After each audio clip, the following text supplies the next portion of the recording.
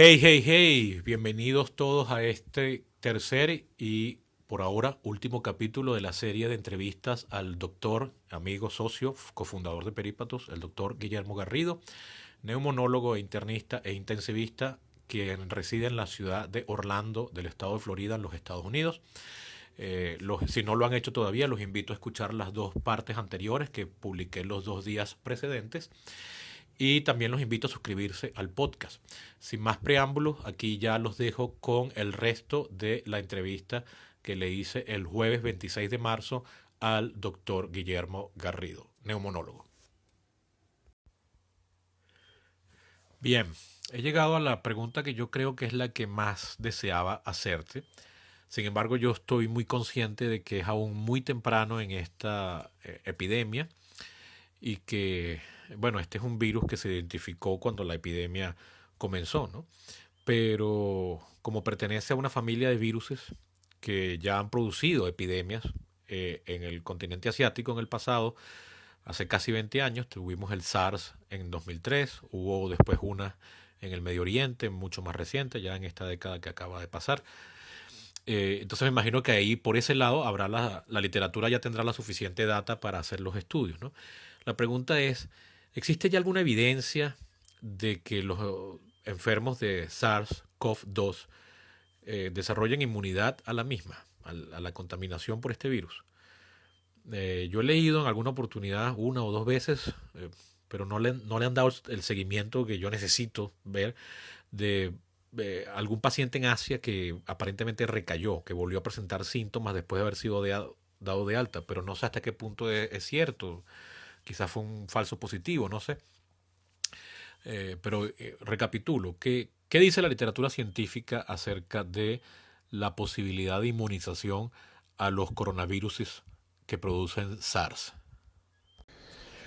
Esta es una pregunta muy interesante y bueno, es muy importante saber si la gente se puede reinfectar. Es decir, alguien contrae el virus, se enferma, desarrolla síntomas, se mejora, se recupera y se declara curado. ¿Cuál es la probabilidad de que esa persona pueda tener una reinfectarse? No una recaída de la infección inicial, sino agarrar la infección de cero otra vez, como ocurre con muchos patógenos como una celulitis. Es decir, si tú te cortas y la herida se infecta y te curas y a las 3 semanas te vuelves a cortar, no eres inmune a la bacteria que te infectó la herida. Entonces la pregunta es muy relevante porque, bueno, imagínate si esta pandemia nunca se controlaría de no generarse una inmunidad confiable. Han habido casos reportados en Japón y en China de gente que se infectó 2 veces. Yo hice una investigación exhaustiva en la red, en internet, y esos casos son anecdóticos. Yo personalmente no confío en esa evidencia anecdótica porque, como te comentaba anteriormente, la prueba que se está utilizando para la detección del virus es una prueba genética. Lo que detecta es la partícula genética del virus. ¿Qué quiero decir con esto? Bueno, que la única manera de saber si la persona es inmune o no, y la única manera de saber si es una infección nueva o no, es detectando anticuerpos, porque los anticuerpos son el marcador que nosotros utilizamos para establecer inmunidad. Los anticuerpos, para que no esté familiarizado, son proteínas que genera el sistema inmune y que neutralizan el patógeno. De alguna manera bloquean que el patógeno entre a una célula o marcan al patógeno para ser asesinado por otros componentes del sistema inmune, etc. Actualmente no existe prueba serológica confiable que detecte bien los anticuerpos contra este virus se está desarrollando activamente. Y vi una entrevista en el New York Times que entrevistaron al virólogo especialista de la Universidad de Texas en Galveston y un microbiólogo especialista en Mount Sinai, que es una universidad muy famosa, un centro médico muy famoso en Nueva York. Y hay un equipo en la Universidad Erasmus en Rotterdam, en Holanda, que está también analizando suero de pacientes que han sobrevivido para ver qué tipo de respuesta inmunológica tienen. Y una vez que eso se sepa, pues sabremos si realmente, primero, si se generan anticuerpos, que siempre se generan, pero la pregunta es si los anticuerpos que se generan son útiles, porque por ejemplo en el VIH tú generas anticuerpos, pero nada más no sirven como diagnóstico, son realmente inservibles en en prevenir la infección o en bloquear la infección, por lo cual no tenemos vacuna contra el HIV. Entonces se está estudiando eso.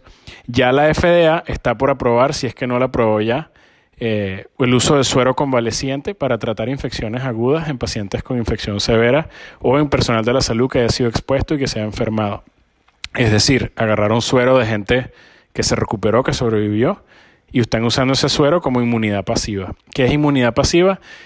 No sé si la gente que nos oiga esté familiarizado con el suero antiofídico, pero bueno, tú agarras el veneno de culebra, se lo inyectas a un caballo, el caballo genera anticuerpos contra el veneno de culebra y después la sangre del caballo se extrae, se purifica y ahí tienes suero antiofídico. Es decir, los anticuerpos del caballo se los pones a la persona humana cuando lo pica una culebra y tienes el antídoto.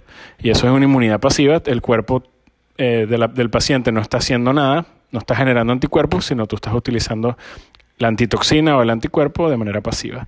Entonces ya eso se está probando por la FDA. Pero bueno, la idea es poder establecer cuál es el riesgo de que la pandemia se perpetúe o que hayan brotes intermitentes de la pandemia en base a qué tipo de inmunidad se genera. Para dar un poco de contexto y perspectiva, los pacientes que se infectaron con SARS en el 2003, que es un coronavirus muy parecido al que está ahorita, primo hermano, podríamos decir, esos pacientes desarrollaron inmunidad por unos 8 a 10 años, más o menos en promedio, o sea, les da inmunidad duradera. El coronavirus, por cierto, es una familia de virus que circulan en el ambiente cíclicamente y estacionalmente. Y de hecho yo cuando trabajaba en trasplante pulmonar, cada vez que un paciente con trasplante pulmonar llega con síntomas virales de gripe, siempre hay una prueba que se llama un panel respiratorio viral PCR, que incluye unos 14 patógenos y se le hace prueba genética utilizando un hisopo de la nariz, parecido, muy similar o exactamente igual, mejor dicho, el que se está utilizando ahorita para recolectar la muestra. Y uno de los patógenos a los cuales incluye la prueba es un coronavirus que es muy similar a este, no es este exactamente, pero bueno, la inmunidad a ese coronavirus estacional que uno siempre busca fuera de la pandemia, o sea, que no el COVID-19, sino el coronavirus vulgaris silvestre, la inmunidad a ese bicho dura 1 o 3 años más o menos. O sea y en el último brote de MERS, que fue el coronavirus de Arabia Saudita, o el que se originó inicialmente en Arabia Saudita, hasta ahora, que eso fue eso fue en el 2017, hay evidencia científica de que esos pacientes tienen inmunidad todavía protectora 2-3 años posterior al episodio. Entonces, bueno, hay esperanza, pareciera que hay esperanza de que sí confiere inmunidad. Y bueno, es muy importante que desarrollen esa prueba serológica, porque una vez que esa prueba serológica esté desarrollada, muy importante aplicarla ampliamente, sobre todo el personal de salud. Imagínate que un médico que se considera a riesgo, como yo, que trabaja en terapia intensiva, que estamos súper paranoicos y pendientes con contaminarnos, no solo por seguridad personal, sino por convertirnos en vectores que puedan infectar a otros pacientes. Si alguien me hace una prueba y resulta que yo tengo el anticuerpo necesario que me hace inmune por 10 años, pues ya yo no me tengo que preocupar de tanta protección personal, puedo trabajar, no tengo que estar en cuarentena. Entonces, toda persona que sea inmune, pues debe ser lo opuesto de la cuarentena, debe ser liberado para que sirva, para que trabaje, para que sea útil a la sociedad. Entonces, las pruebas serológicas van a ser muy importantes en muchos aspectos. Saber quién puede volver, saber quién no volver a trabajar, saber quién se puede exponer con mayor seguridad, saber quién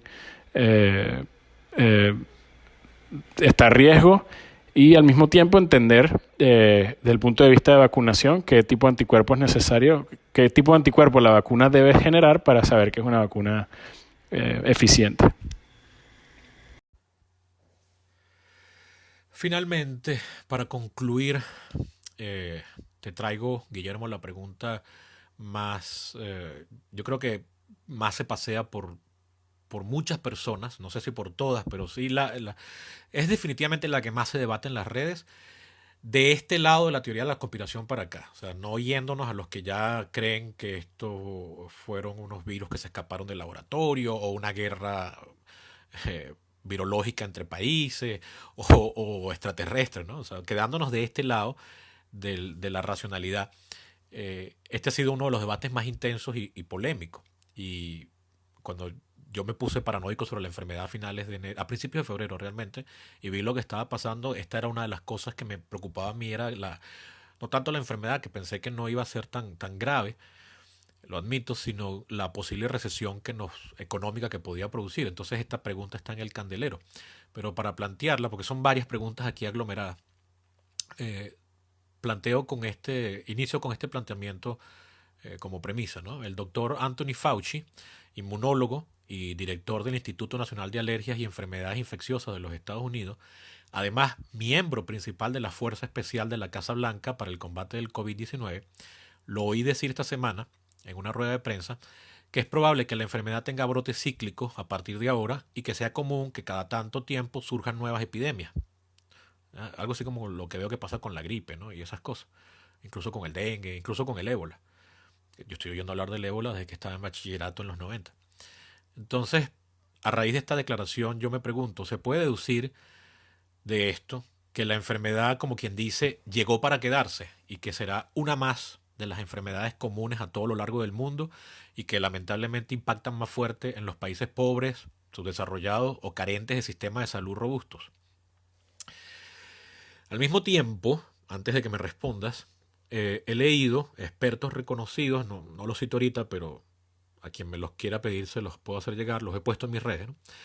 He leído en artículos de divulgación, pero expertos reconocidos que ofrecen sus credenciales, que han realizado modelos teóricos o modelos teóricos matemáticos, todavía no comprobados empíricamente, es importante decir, pero mediante estos estudios o planteamientos se calcula que 50% o hasta 70% de la población se va a contagiar o de hecho ya lo está y simplemente no ha manifestado aún la enfermedad. Esto llevaría a concluir, si se cumple sobre todo esto último, de que ya 50% tiene el virus, esto llevaría a concluir que el porcentaje de fatalidades, me lleva a mí al menos, que el porcentaje de fatalidades es mucho menor al 3,4% reportado actualmente y más bien próximo al 0,5%, lo cual lo acercaría al de la gripe o al de la influenza. Esto me lleva a preguntar, y creo que muchos nos hemos preguntado, ¿no se estará sobrereaccionando innecesariamente? Desde el punto de vista médico, ¿qué pasaría si se levantan las cuarentenas a nivel mundial? Incluso se ha dicho que en Estados Unidos el presidente ha planteado que ya para la Pascua, es decir, justo después el fin de semana final de Semana Santa, se levante las cuarentenas que se han impuesto. Hay países, hay personas que lo están clamando, ¿no? O si prefieres, mejor, ¿cuál sería el riesgo comprobado? Y si no comprobado, porque todavía no hay estudios empíricos, el riesgo establecido con fundamento científico, si buscáramos volver a la normalidad, como quien dice. Mira, Sebastián, esta última pregunta es muy complicada y de hecho son varias preguntas en una, así que voy a tratar de desempaquetar eso paso por paso. El tema de los brotes cíclicos o de que si es una enfermedad que llegó para quedarse o si van a haber epidemias más adelante a ciertos intervalos o no, eso está por verse. De eso va a depender de cómo se comporte el virus. Te pongo el ejemplo de la influenza. Hay virus que durante su ciclo vital de replicación cometen muchos errores. Es decir, la copia hija no es muy fiel a la copia parental. Entonces, por ejemplo, la influenza es uno de esos virus que cometen muchos errores. Y es por eso que la vacuna de la influenza tiene años malos y años buenos, porque si el virus le da por mutar o por cometer un error y los antígenos, que por cierto los antígenos son como la chapa o la identificación que el cuerpo reconoce para generar anticuerpos, es decir, un magallanero se pone la camisa, el logo que tiene el barquito, ese es el antígeno, y al tú como caraquista ves ese antígeno, pues te da el ataque de furia, y viceversa. Entonces, imagínate que mañana el equipo de los navegantes del Magallanes decida cambiarse el logo y en vez de un barquito poner, qué sé yo, un marinero. Bueno, nada lo va a reconocer. Entonces, la influenza, cuando hace un cambio antigénico sin previo aviso, pues se convierte de nuevo, si se quiere, en un virus salvaje al cual la gente tiene inmunidad limitada o ninguna. Entonces esos son los años en los cuales ves que la vacuna no funcionó bien y tienes brotes feos de de influenza ese año, mientras que cuando el virus comete pocos errores en su copia y tienes más confiabilidad y más reproducibilidad en términos de virus. Entonces, habría que ver cómo se comporta el coronavirus. Si el coronavirus tiene baja tasa de mutación y confiere inmunidad duradera, pues verás menos brotes cíclicos y menos epidemias. Sin embargo, yo creo que es razonable pensar que puede convertirse en un virus estacional, porque otros coronavirus ya lo hacen y otros virus respiratorios muy similares lo hacen. Hay un virus que se llama rinovirus, otro que se llama adenovirus, otro que se llama virus sincicial respiratorio. Está la influenza, está la parainfluenza 1, 2 y 3, está la influenza A, la influenza B. O sea, hay muchísimos virus que se comportan de manera similar. Entonces, que hayan o no brotes cíclicos o que la enfermedad llegó para quedarse va a depender de cómo el virus se comporte. Ahora, tú mencionas al doctor Fauci, que por cierto es una luminaria de la medicina, no solamente en su campo, sino en la salud pública. O sea, el tipo es de lo mejor que hay en el planeta Tierra. Así que todos nosotros los médicos confiamos lo vemos como una figura central. O sea, es como el Yoda para este tipo de circunstancias. A mí me parece que él está asumiendo que se van a respetar las cuarentenas. Y dado que él está asumiendo eso, pues él puede pronosticar con cierto grado de confianza de que van a haber brotes cíclicos. Y me explico con más detenimiento. Antes de entrar en eso, para que tenga sentido y contexto, quiero introducir un concepto que no sé si la gente domina. Me imagino que no, porque es algo muy especializado y raro, pero bueno, vale la pena explicarlo, que es el concepto del coeficiente de contagio, o lo que se llama en inglés el R0, que se pronuncia R0. El R0 es lo que los científicos y epidemiólogos utilizan para saber qué tan contagioso es un patógeno. Y esto es un número que básicamente se expresa de manera, ¿cuántas personas se van a infectar en contacto con una persona infectada? Entonces, si el R0 es menor a 1, eso es una enfermedad que se va a morir, que se va a desaparecer espontáneamente. Porque si un enfermo contagia menos de una persona, pues da tiempo que la persona se recupere, genera inmunidad y eventualmente la enfermedad simplemente no es eficiente transmitiéndose.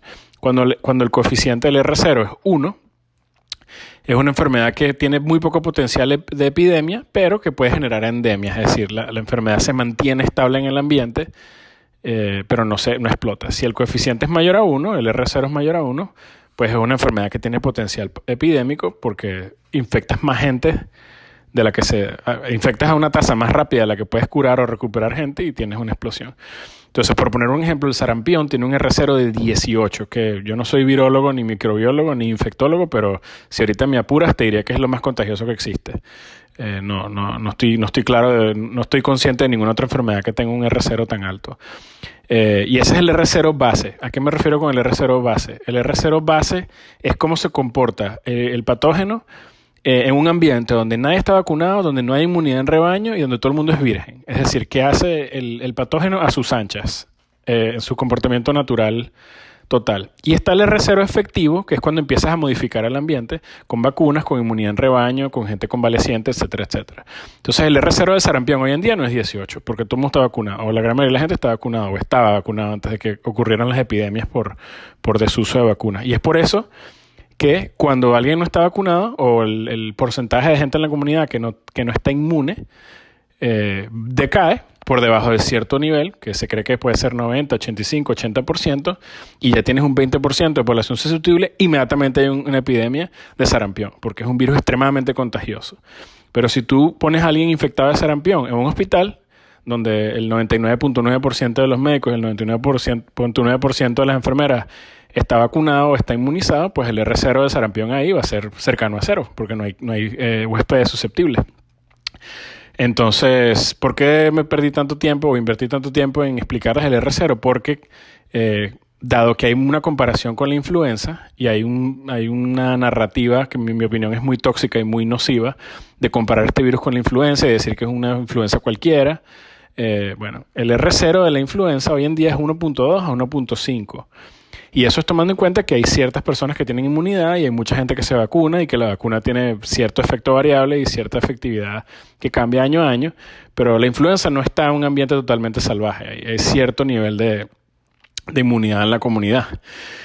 Eh, la gripe española de 1918, que fue una pandemia brutal y mató a un gentío, el R0 de ese virus ha sido calculado en 1.8. El R0 del coronavirus que está rodando ahorita, el COVID-19, el R0 de ese virus no puede ser calculado con exactitud porque no conocemos la prevalencia real, como te lo dije ya hace un rato. La prevalencia real de la enfermedad no se conoce porque no hemos hecho suficientes tests a todo el mundo. Pero se estima que está por ahí rondando, hay gente que dice 2.2, gente que dice hasta 3.5, pero vamos a decir que está por ahí 2.2, 2.5. O sea que no está tan diferente de cómo se comportó la gripe española, pero sí es un poco más contagioso en general y se cree que es porque sobrevive mucho tiempo en las gotitas de saliva, en fomites, en objetos inanimados. Puede sobrevivir hasta 72 horas en plástico y hasta creo que eran 22 horas en cartón, según un estudio que leí en el New England Journal of Medicine que salió hace par de semanas.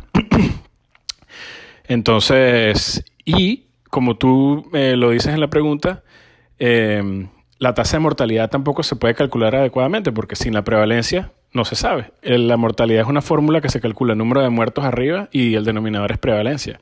Si tienes una prevalencia subestimada por falta de tests, pues la mortalidad va a estar inflada. Y todos los compañeros con los que he hablado y muchos de mis círculos cercanos, mis mejores amigos son infectólogos, mis dos mejores amigos son infectólogos. Todos estamos de acuerdo y hay un amplio consenso que la mortalidad está inflada. Porque si pudiéramos hacer la prueba a todo el mundo, nos daríamos cuenta que la prevalencia es mucho. Imagínate que los casos comprobados se multipliquen por 10 de la noche a la mañana y la mortalidad y los números absolutos de muertos se mantengan iguales. Pues la tasa de mortalidad disminuirá una magnitud de orden, es decir, factor de 10. Y como tú bien dices, la mortalidad de este virus se cree que realmente puede estar rondando el 0.5%. Ahora, el de la influenza es 0.1%. Entonces estamos hablando de una influenza que se está comportando como un virus salvaje en una población virgen y que es 5 veces más letal. Entonces la comparación con la influenza es realmente una mala comparación y la gente no debería transmitir esa narrativa de que esto es simplemente una influenza y la gente se está volviendo loca por nada. Es cierto que hay 60,000, entre 15 y 60,000 muertos al año, dependiendo de qué tan fea sea la temporada de muertos al año en Estados Unidos por influenza. Por ahí vi un meme en internet que me llama mucho la atención. Alguien diciendo, bueno, yo no entiendo por qué si hay 50,000 muertos al año por influenza y ahorita con el coronavirus han habido nada más 1,000 porque colapsa el sistema, no entiendo. Y alguien le contestó de manera muy vivaracha y elocuente, algo así como que, bueno, el restaurante chino de mi esquina hace 500,000 potes de arroz chino al año y no entiendo por qué se colapsaron si les pedí 5,000 en una sola noche. Y es el tema, volviendo a lo que te decía en la parte anterior, del tema de la curva, aplanar la curva. ¿Qué significa aplanar la curva? Vamos a asumir por un momento que el virus es exactamente igual de contagioso a la influenza y que es exactamente igual de letal, que ya discutimos que no es así, pero asumamos que fuese así. Imagínate que tú introduces un virus nuevo en una población virgen y que todo el mundo acude de manera masiva al mismo tiempo a un recurso sanitario limitado, que es lo que viste en Italia, que es lo que viste en España y que es lo que vamos a ver en Estados Unidos. Espero que no, pero todos nos tememos que ese va a ser el caso. Pues vas a tener una mortalidad muy, muy fea porque no solamente vas a ver cómo se comporta el virus, sino vas a ver todos los efectos deleterios que tiene colapsar un sistema de salud. Porque además la gente que se enferma de otras cosas que no es coronavirus no están tomándose un descanso, no están agarrando vacaciones. La gente se sigue infartando, la gente sigue teniendo accidentes cerebrovasculares, la gente sigue convulsionando, la gente sigue teniendo accidentes de tránsito, la gente sigue teniendo heridas por arma de fuego, la gente sigue teniendo fracturas, se caen sobre todo ahora la gente está en cuarentena arreglando la casa, la gente se cae de escaleras, se cae de techos. Entonces imagínate qué pasa si alguien viene infartado y llega a un hospital y ese hospital en vez de tener una enfermera para 4 pacientes, ahora tiene una enfermera para 10 pacientes porque el hospital está colapsado. ¿Qué pasa si alguien tiene un accidente cerebrovascular, pierde la conciencia, aspira comida dentro de los pulmones y requiere de un tubo y no hay ventiladores por el tema del coronavirus, se muere? Entonces vas a tener una mortalidad directa por el virus y una mortalidad indirecta por el colapso del sistema sanitario. Entonces volvemos al punto inicial que me decías de Fauci, que él decía, bueno, van a haber brotes cíclicos. Van a haber brotes cíclicos si tomamos las cuarentenas y aplanamos la curva, porque la idea de aplanar la curva y la idea de las cuarentenas y el distanciamiento social es que la gente se vaya infectando poco a poco a una tasa controlada, lenta, y que poco a poco generes inmunidad en rebaño. Obviamente esto es por necesidad y por diseño muy ineficiente en términos de generar inmunidad, porque la gente, bueno, apenas levantas la cuarentena vas a tener un gentío que no está inmune y que se va a infectar. Entonces de ahí viene esa conclusión de él, que él dice, bueno, van a haber brotes cíclicos. Ahora bien, ¿qué pasa? Contestando la última porción de la pregunta, ¿qué pasa si la gente no respeta las cuarentenas o decidimos en 2 semanas, mira, vamos a volver a la normalidad, aquí no está pasando nada? Bueno, pues ese experimento se dio, de hecho, en 1918. La ciudad de Filadelfia no hizo cuarentena y la ciudad de San Luis, en Missouri, hizo una cuarentena brutal y cerró, básicamente, clausuró la ciudad. Y en Filadelfia hicieron una marcha grandísima para despedir a los soldados que iban a la Primera Guerra Mundial. Bueno, los resultados son inequívocos. En San Luis hubo muy pocos casos de gripe española y en Filadelfia colapsó el sistema sanitario y se diezmó la población. Y fue una pandemia que mató millones de personas a nivel mundial. Entonces, bueno, claramente si nosotros decidimos no respetar las cuarentenas, vamos a tener un caso en donde se van a presentar un número exponencial de enfermos, van a colapsar el sistema sanitario, pero rápidamente al término de 4, 8, 12 semanas, vas a tener una gran cantidad de expuestos que van a tener inmunidad y que, bueno, o sea, digamos, es como un fuego. Le puedes echar gasolina al fuego y quemar todo el combustible hasta que se acabe el combustible y se extingue el fuego y lidias con el desastre, con los daños que ese fuego pudo haber causado, o en vista de que no tienes suficiente agua o trapos para apagar el fuego, vas haciendo cortafuegos y vas dejando que se quemen las cosas poco a poco a ver si el fuego hasta que ganes tiempo y consigas agua para apagar el fuego totalmente.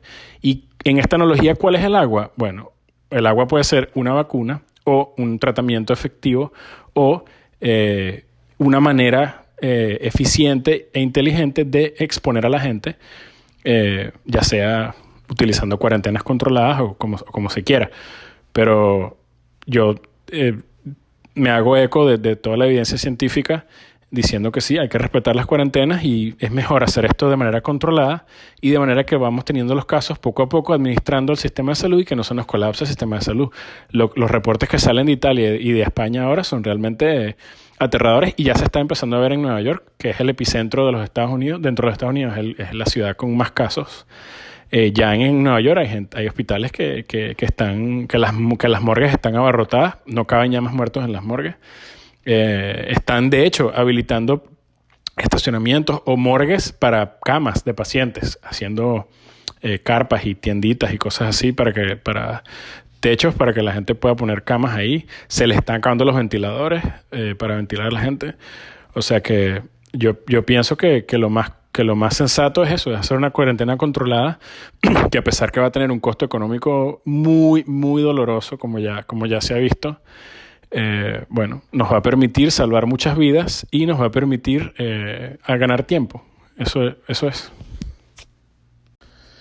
Y bueno, Sebastián, para cerrar la idea y terminar de contestarte las preguntas, que creo que no contesté bien todas las que me hiciste, tú me preguntabas que cuál era la posibilidad de que se infectase un 50 o un 70% de la población en base a modelos que no han sido comprobados empíricamente.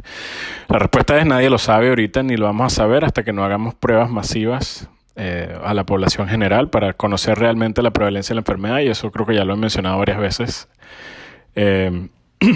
Sin embargo, asumiendo, yo quiero poner aquí otra vez la analogía o la comparación con la gripe española, porque este virus se está comportando muy, muy parecido y está proliferando en condiciones muy, muy similares a esa pandemia, que fue una de las pandemias, o la pandemia más fea de la historia reciente. Fue exactamente hace 102 años. En la epidemia de la gripe española se infectó más o menos 1/3 de la humanidad. Fueron 500 millones de casos.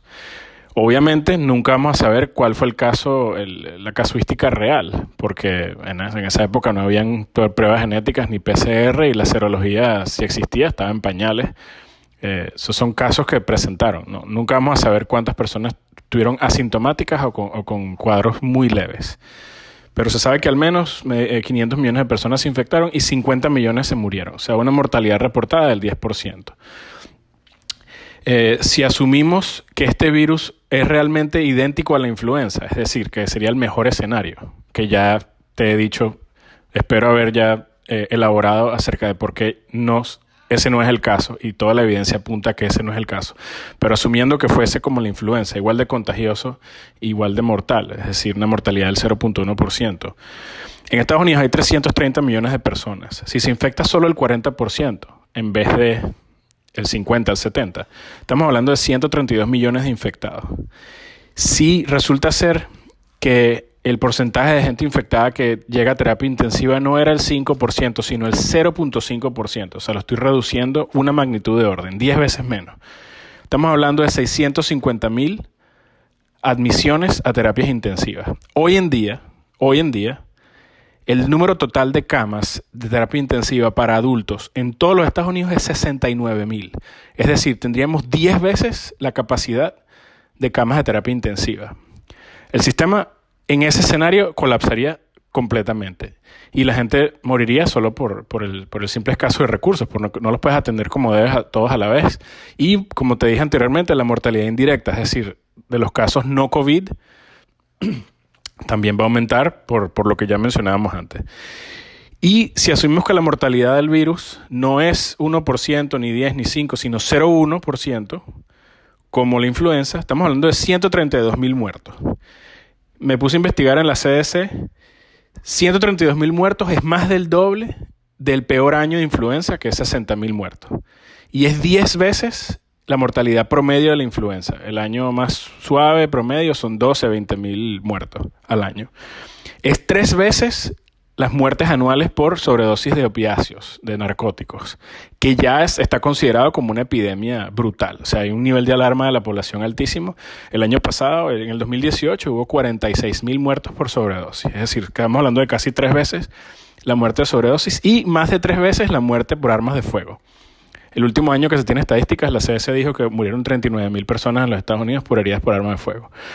Es decir, que si el coronavirus se comporta como una influenza, en el mejor escenario, si no hacemos nada para mitigar el contagio, estamos en problemas. Ahora, si tú ruedas los números, asumiendo la estadística como están ahorita, no modificándola hacia abajo, y se infecta el 50%, estamos hablando de 165 millones de infectados.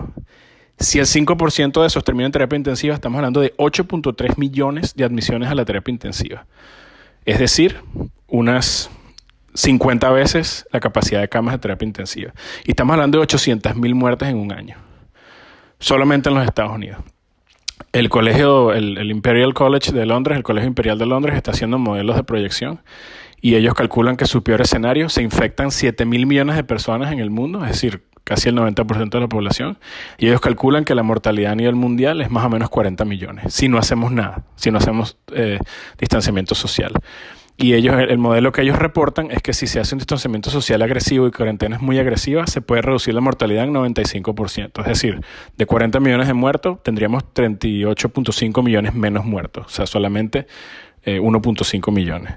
Asumiendo que lo hacemos todo perfecto. Y después hay una cantidad de modelos, lo pueden buscar en Google, Imperial College de Londres, modelo COVID-19, y ahí están los links donde te muestran cómo sería cada escenario dependiendo de la efectividad de nuestras medidas sanitarias.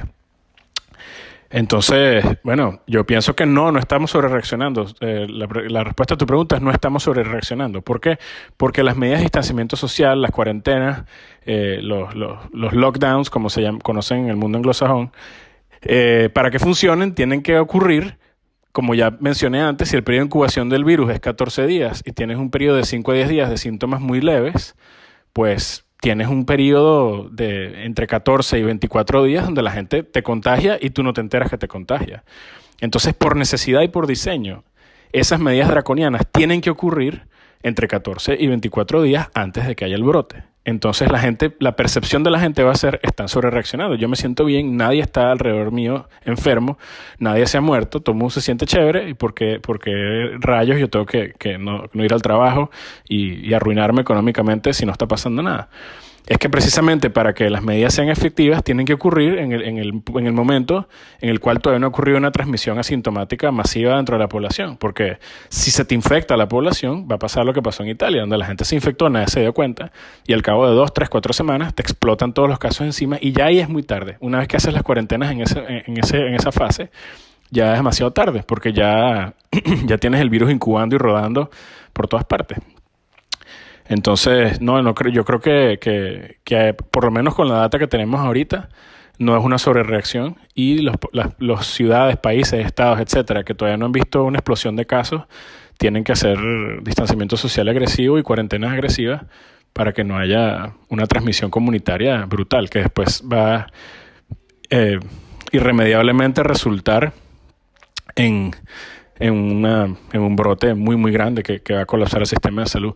Ahora bien, con respecto a los países subdesarrollados, mira, yo estoy extremadamente preocupado, países como Venezuela, que ya entraron en esta pandemia en un estado de pauperización bastante importante, con sistemas de salud ya colapsados, que no se van a dar abasto para manejar ni siquiera incrementos pequeños en casos graves.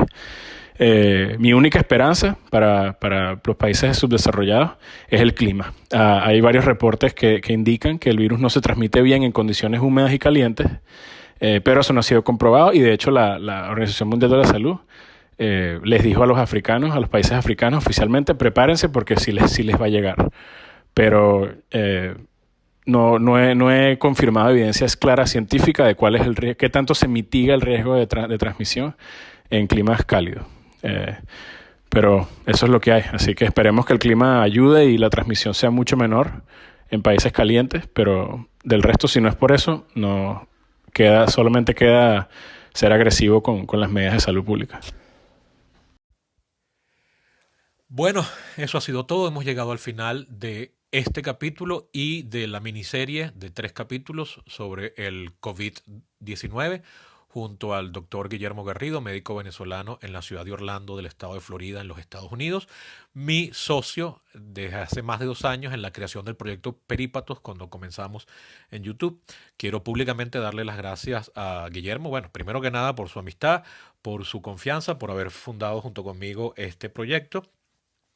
Que todavía no rinde ningún fruto económico y que sin embargo aquí lo seguimos haciendo, él desde los Estados Unidos, yo desde Venezuela.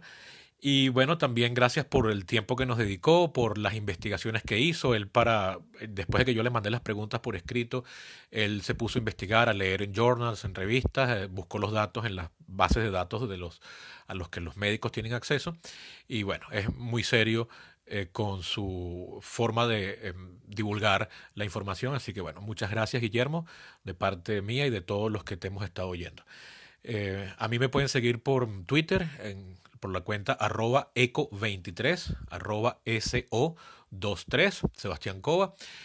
Por favor, suscríbanse al podcast en donde quiera que lo estén oyendo, Anchor FM, Spotify, Google Podcast. Próximamente vamos a estar en Apple Podcast y en hasta 9 plataformas se pueden estar mediante este formato por ahora. Suscríbanse, compártanlo, mándenselo a quien cree que le puede interesar y a quien no también, porque esta es una enfermedad que nos va a afectar a todos, nos está ya afectando a todos y todos tenemos que estar informados. Si quieren saber un poco más, ahora ya más de la parte netamente biológica, les voy a recomendar un canal de YouTube de la UCB, de la Universidad Central de Venezuela, llamado Telemedicina, donde en un video de 18 minutos la biólogo venezolana investigadora del IBIC, si mal no recuerdo, disculpen si no es del IBIC, sino de otra institución, Flor Pujol, una de las máximas autoridades venezolanas en virología, da una clase magistral sobre el virus SARS-CoV-2 desde el punto de vista de la investigación biológica.